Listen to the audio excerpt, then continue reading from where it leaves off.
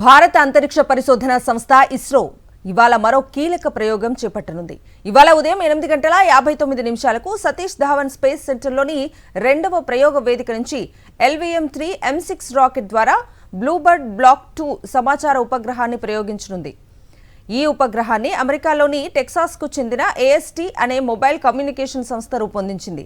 Cellular coverage లేని ప్రాంతాలకు సేవలు అందించడానికి ఉద్దేశించిన భారీ మిషన్ ఇది.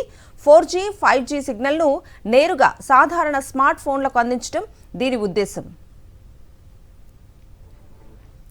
ఉపగ్రహ ప్రయోగానికి 24 గంటల ముందుగా మంగళవారం ఉదయం 8:59 కౌంట్ డౌన్ ప్రక్రియను ISRO chairman doctor K Narayanan ఆధ్వర్యంలో ప్రారంభించారు. న్యూ స్పేస్ ఇండియా లిమిటెడ్ పర్యవేక్షణలో ఈ ప్రయోగం చేస్తున్నారు. LVM-3 M6 రాకెట్ ద్వారా 3 దశల్లో ఈ ప్రయోగాన్ని పూర్తి చేయనున్నారు.